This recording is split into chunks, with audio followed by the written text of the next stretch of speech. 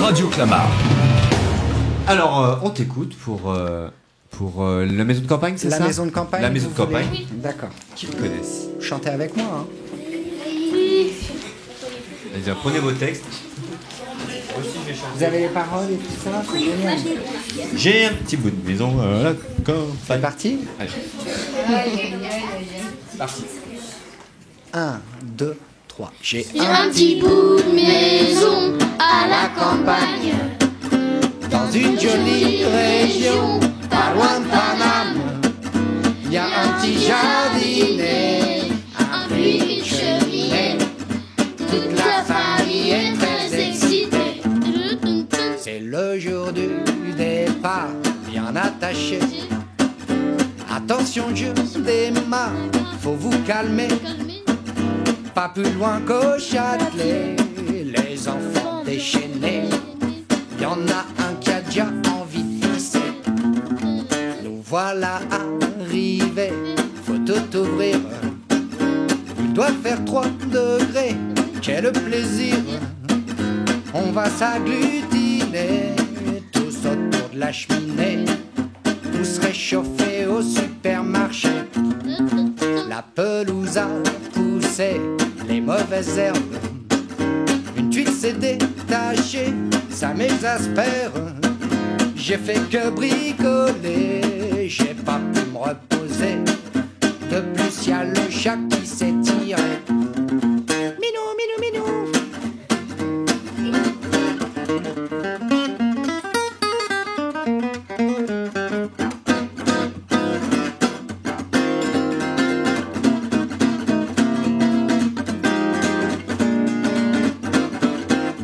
Il est temps de rentrer, plions bagages. On est coincé, y a plein d'embouteillages.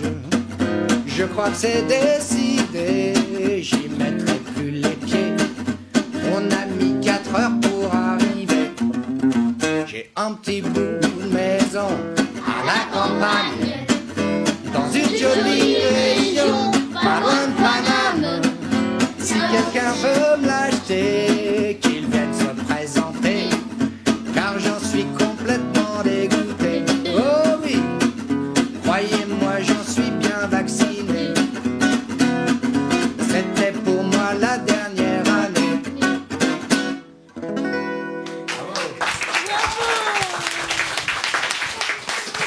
Merci beaucoup. La septième. Eh bien, merci. Encore une? Et puis on va s'arrêter là-dessus. La septième. Alors, oui, mais vous dites la 7ème. Alors la 7ème, c'est laquelle? Doucement, C'est pas pour me vanter. doucement. Voilà, c'est pas pour me vanter, puis on finira là-dessus alors. Alors celle-ci aussi, tout seul, c'est difficile. On va faire, il y en a qui m'ont dit tout à l'heure, je suis surbooké, vous voulez faire? Je suis surbooké. Allez, Ça me parle, je suis surbooké. je suis surbooké. Ça va être plus facile. Je suis surbooké. Je dois prendre ma douche, j'ai un coup de fil à passer. Je suis surbooké. Je deviens farouche dès que je me sens débordé. Je suis surbooké. Je dois faire des courses, Ce week-end, j'ai des invités. je suis surbooké. Je voudrais pas trop me compliquer. J'ai plus que 6 jours pour tout préparer. Des patates au four et des steaks cachés. Mais pour le dessert, là je vais m'appliquer. Je vais faire des bananes écrasées. Je suis surbooké. Mon jeans trempé dans la machine à laver. Je suis surbooké. Faut que j'aille le mettre à sécher.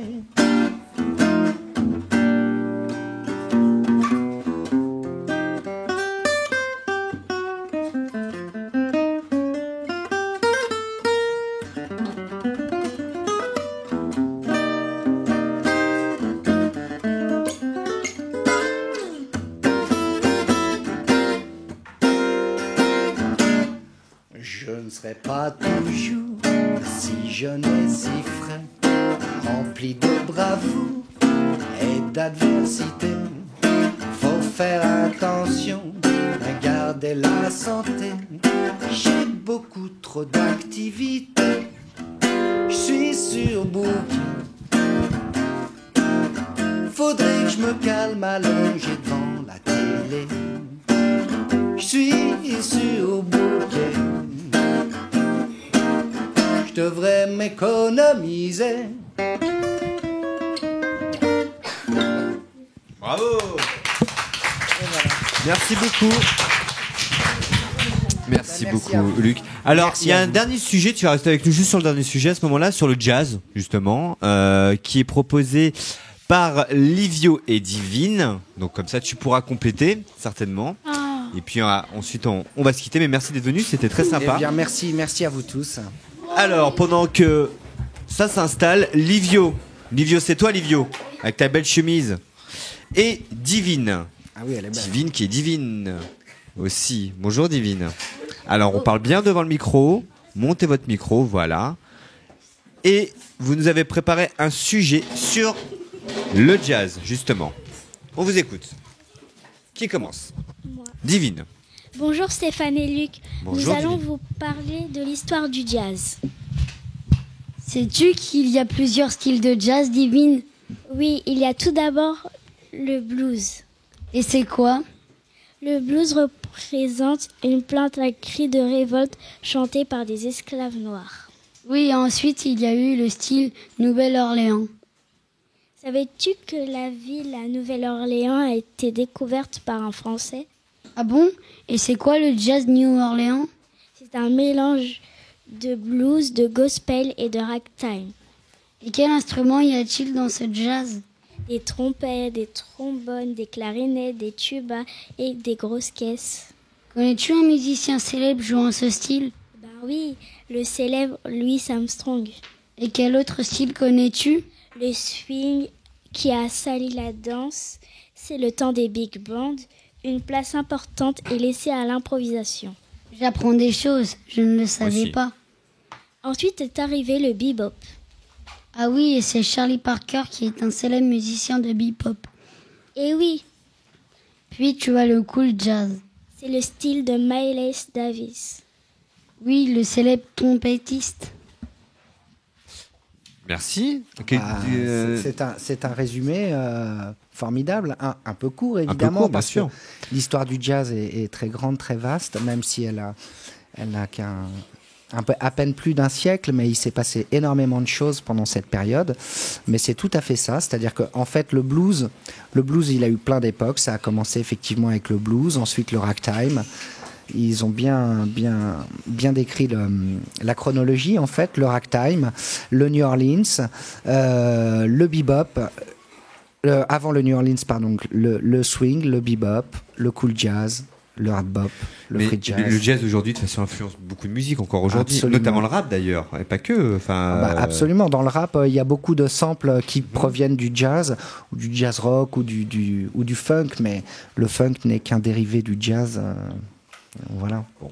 Merci beaucoup, Luc, d'être venu nous voir Eh ben, aujourd'hui. merci C'était, à vous tous. Très gentil. Alors, juste l'actualité sur Clamart, là, on est dans la quinzaine du jazz. Oui. Donc, tu joues, toi, sur cette Non, quinzaine? je ne joue pas, mais je vais. Il y a des artistes à. Il y a des artistes clamartois, donc À je voir. vais tout à fait. Donc, j'espère y passer un jour, oui. notamment avec Claude Tissandier, qui est un très grand saxophoniste avec qui je joue et qui habite juste à côté. Il habite Bon, Meudon, bravo. c'est pas C'est très pas loin. très loin. Voilà. Merci beaucoup, Luc. Merci à vous. Alors, Oui. j'avais juste un petit cadeau à faire à tous. Voilà, j'ai amené un CD pour chaque enfant. Donc, je vais leur donner un CD à tous. Sympa. Voilà. Ah bah c'est très gentil. Mais pour moi, non. Et pour toi aussi. Ah, c'est gentil. On dira merci à Luc après. On se retrouve tout de suite après pour continuer l'émission. Petite coupure musicale. Radio Clamart. De nouveau sur Radio Clamart. Luc nous a quittés, c'est bien. Hein, Damas, t'es bien avec Luc? Ouais, bon, Oui. d'accord. On voit que t'es ravi, mais c'était très bien. Donc nous avons Divine, Dunia et en effet Adama qui vont nous parler de la mort de Neil Armstrong, qui est allé sur la Lune il y a quelques années. Vous n'étiez pas né. On vous écoute. Bonjour Adama. Sais-tu que Neil Armstrong est le premier homme à avoir posé le pied sur la Lune? Ah bon? Il est mort sur la Lune? Non, pas sur la Lune. Il est mort cette année, le 25 août, à 82 ans. Mais alors, qu'est-ce qui s'est passé le 21 juillet 1969? Le 21 juillet, Neil Armstrong a posé le pied sur la Lune. De quelle nationalité était Neil Armstrong? C'était un Américain. En 1969, quelles étaient les deux plus grandes puissances mondiales? Il y avait les États-Unis et la Russie. Et oui, à cette époque, les Russes sont en avant sur les États-Unis.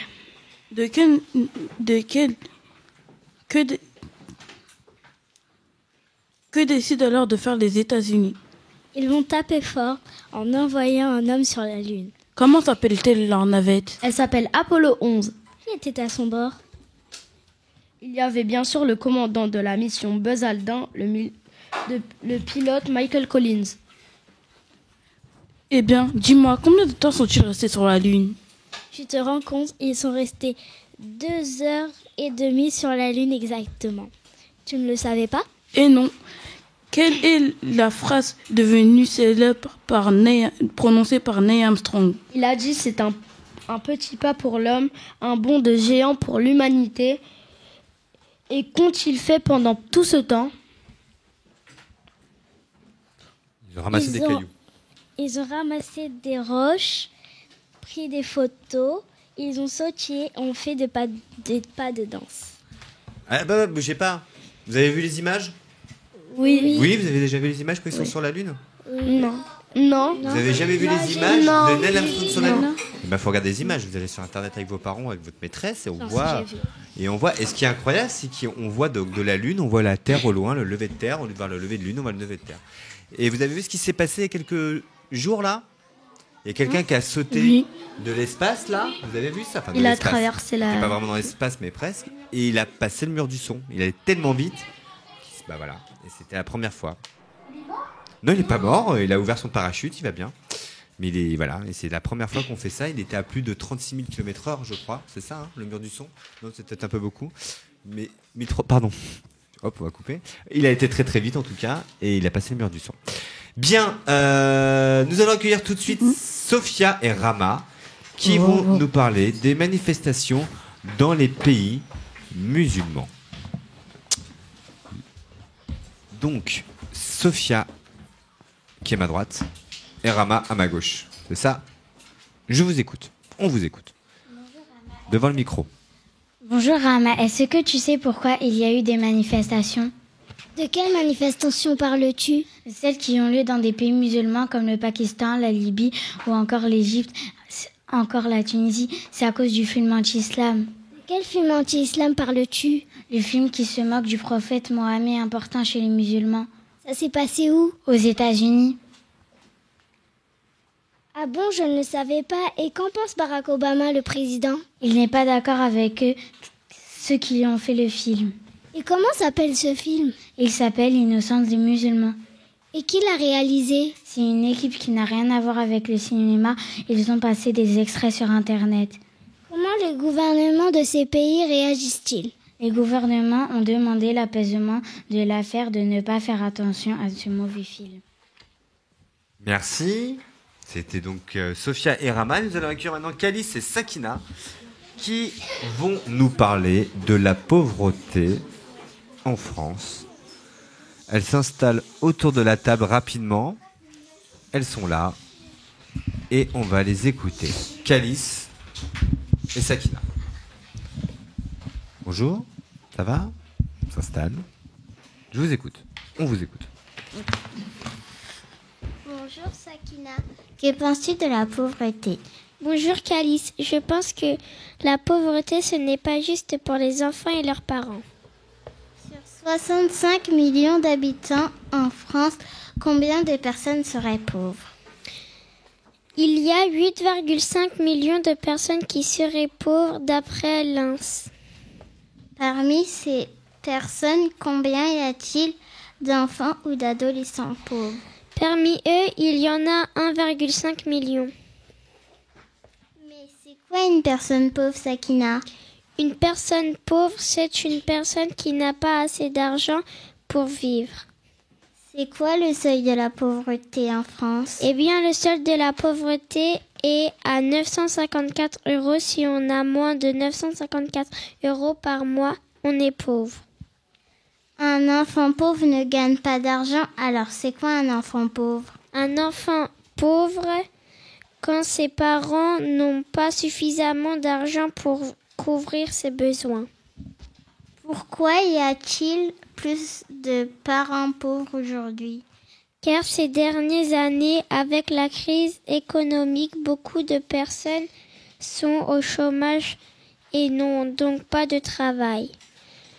Le Secours populaire a fait une étude sur ce que pensent les enfants de la pauvreté, mais qu'en pensent-ils? Un enfant sur 2 a peur de devenir pauvre. 8 enfants sur 10 pensent que ce n'est pas la faute des familles qu'ils n'ont pas eu de chance. Beaucoup pensent qu'on pourrait faire plus de choses pour aider les personnes pauvres. Kélis et Sakina, merci. Maintenant, nous allons passer à la rubrique Planète avec Ayoub et Bilal qui vont nous parler. Ayoub, Bilal. Bilal, Bon, ouais. vous avez une chance sur 2. Qui vont nous parler des orages. Ça fait longtemps que j'ai pas entendu un orage, moi d'ailleurs. Si, il y en a eu un il n'y a pas longtemps. Et Ayoub. Bonjour Ayoub. Ça va bien? Oui? Tu peux approcher ton micro. Pas la table, voilà, le micro. Et on vous écoute.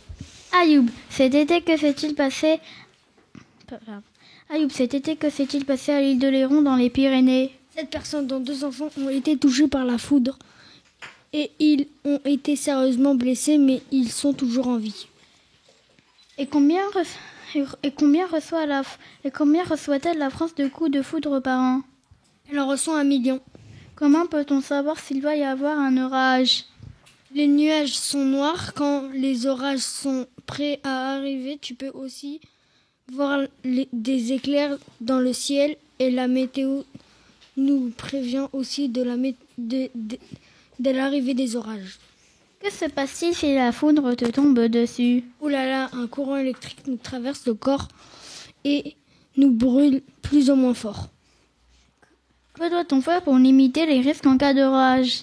D'abord, ne pas se mettre sous un arbre, être à un endroit près d'un paratonnerre, tige en métal placé au sommet de bâtiments qui attire la foudre et conduit les décharges électriques vers le sol. Est-ce qu'on est protégé dans une voiture? Oui, car la carrosserie te protège de l'électricité. Pourquoi l'orage fait-il autant peur? Parce que la nuit, cela fait du bruit alors que nous dormons. En plus, c'est assez spectaculaire. Merci. Vous n'avez pas peur de l'orage? Non, ça va? T'as un petit peu peur? Ouais, parfois ça fait un peu peur quand même. La mousson avec Arthur, le retour d'Arthur. Et non, Arthur, on le voit souvent. Hein. C'est reparti. Et Anthony. Bonjour Anthony. Ça va bien? Oui. Arthur qui s'installe. Ça va Arthur? La mousson. Mais qu'est-ce que la mousson? Y a-t-il de la mousson en France? Peut-être. Peut-être, je sais pas. On vous écoute. Bonjour Arthur. D'avril à octobre, en Inde, en Birmanie et en Thaïlande et en Philippines, que se passe-t-il Arthur? Eh bien, il y a la mousson. Mais Arthur, c'est quoi la mousson? Eh bien, c'est un ensemble de vents qui circulent chaque année au-dessus de l'océan Indien et de l'Asie du Sud-Est. Qu'est-ce qui provoque cette mousson Arthur? Tu vois, il y a des zones où la terre se réchauffe et la mer, elle reste fraîche. C'est un écart de température qui chamboule les vents et les nuages de la région qui se dirigent massivement de la mer vers la terre. L'air est donc chargé d'eau. Quand il se vide, il y a de très fortes pluies, c'est la mousson. Y a-t-il eu des victimes de la mousson en Asie cet été? Oui, elle déclenche des inondations et tue des milliers de gens chaque année. Pourquoi les pluies provoquent-elles de telles catastrophes, Arthur? Parce que la quantité d'eau tombée est énorme et elle n'a pas le temps de s'évaluer sur surtout dans les régions pauvres qui sont mal entretenues. Il n'y a pas de rue, ni de trottoir, ni d'égouts et bien drainé. Pourquoi les agriculteurs attendent-ils autant cette mousson, Arthur? L'arrivée de la mousson est attendue de pied ferme pour la culture du riz et du coton. Sans eau, les agriculteurs ne peuvent rien produire. Merci. On apprend des choses, hein. Moi, j'apprends plein de choses avec vous, là. Ah. Les animaux. On va parler, donc c'est la rubrique animale, hein, et on va parler des baleines avec Sana, Kenza, Inès et Amélie.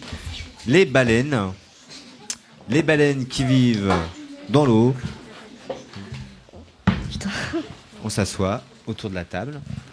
Bonjour les filles, c'est que des filles. Ça va? Oui. Vous avez déjà vu des baleines en vrai? Non. Moi non plus. Peut-être qu'un jour on en verra un. Alors je vous écoute. Les baleines, quel est le plus gros animal sur Terre? Sana, tu ne le savais pas? Eh bien, ce sont les baleines. Amélie, pourquoi les baleines sont assez grosses? Tu veux le savoir? Oui, je te le demande. Eh bien, elles sont grosses et ont beaucoup de graisse pour se protéger du froid. Inès, quel est son poids? Son poids est l'équivalent de 2000 hommes. Sana, sais-tu combien pèse sa langue? La langue de la baleine pèse l'équivalent du poids d'un éléphant. Oh. Tu te rends compte? Oui. C'est gros. Inès, on aurait la place de mettre combien de personnes dans sa bouche? Beaucoup. Quelle drôle d'idée. Bon, imaginons qu'on trouve des volontaires, on aurait la place de mettre 12 Rien, personnes dans sa Pinocchio. bouche. Dernière question. Comment sont les bébés baleines, Amélie? Ils sont Les gros. bébés baleines sont des petits géants. Le bébé franche noire fait 5 mètres pour 5 tonnes. Celui du rorqual, 6 mètres pour 4 tonnes. Et chez les baleines bleues, le bébé mesure 7 mètres 50 pour 8 tonnes, soit quand même le poids de 2 éléphants. C'est gros. Enfin, un régime là. Merci beaucoup. Merci. Ah, dis donc, c'était rapide, efficace. Elles donnaient bien la parole, bravo. Alors, les crocodiles. Les crocodiles par Livio, Fares et Amine. Le retour d'Amine avec sa belle chemise blanche. Et tu es Fares. C'est ça, Fares? Salut Fares, ça va? Ouais. Bon, tu voulais parler des crocodiles. Mais les crocodiles à manger? Les petits crocodiles bonbons? Non, bon, d'accord. On vous écoute. Livio, qui commence? C'est Livio, je suis sûr. C'est toi? Alors, on t'écoute. Salut Amine, peux-tu m'expliquer comment les crocodiles font pour chasser? Oui, s'il te plaît. Bien sûr, les crocodiles usent à la fois de leur force mais aussi de leur souplesse. Fares. Ah bon? Ah bon, je ne le savais pas. Y a-t-il autre chose, Fares? Oui, c'est aussi grâce à leur vitesse, leurs dents redoutables qu'ils sont d'excellents chasseurs. Bon, merci Amine et Fares. Ah déjà? Livio, Ah bon. tu sais quoi de la taille des crocodiles? En fait, le plus petit fait la taille d'un vélo et l'un des plus grands la taille d'une limousine. Fares, sais-tu que les crocodiles est carnivore? Non, je ne le savais pas non plus. Moi non plus. Bah si, ils mangent de la viande quand même. Et en plus, ils se jettent sur toutes les proies. C'est incroyable. En allant du poisson jusqu'aux zèbres. Et même, parfois, aux hommes. Amine, tu savais que le crocodile pouvait rester sans manger pendant des mois et même jusqu'à ce qu'une nouvelle proie revienne? Oui. Amine, Livio, vous saviez que les dents du crocodile sont toutes pointues et ce ne sont que des canines? Non, nous ne le savions pas. Ouais, moi non plus. Fares, Livio, les crocodiles se déplacent rapidement grâce à leur queue puissante. Ah bon? Merci.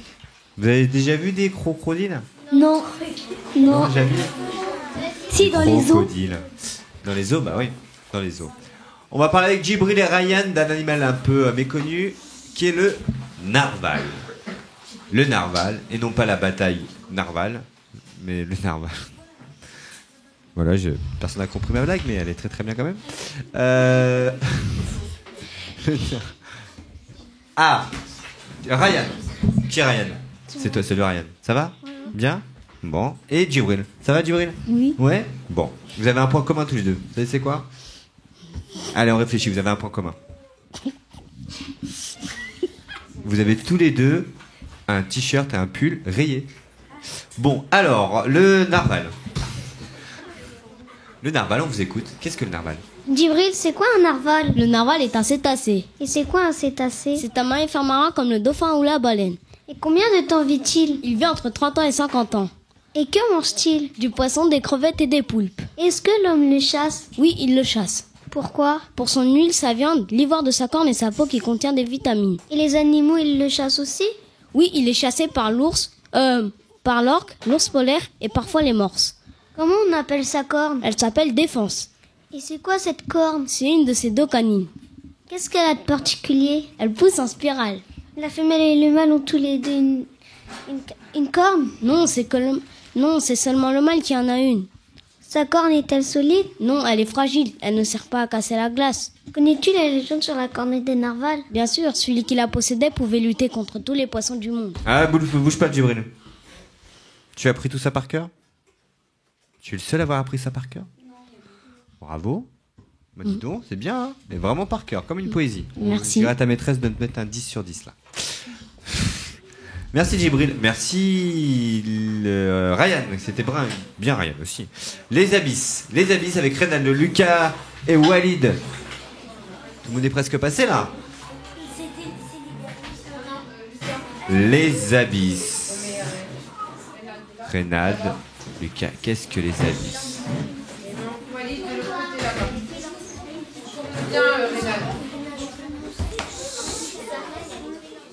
Oui, c'est lourd. Je te connais, Walid. Je te connais. Non, jamais. Je croyais. Bonjour, Walid. Bonjour. Ça va? Oui. Alors, on vous écoute, les abysses. Donc, c'est Reynald qui... Reynald. C'est toi, Reynald? Bonjour, Reynald. Ça va? Oui. Ouais, et Lucas. Bonjour, Lucas. Bonjour. Ça va bien? Oui. Bon, on est parti alors, les abysses. Bonjour Reynald et Lucas. Oui, bonjour. Bonjour Walid. Bonjour, Walid. Je voulais vous demander une petite chose. C'est quoi les abysses?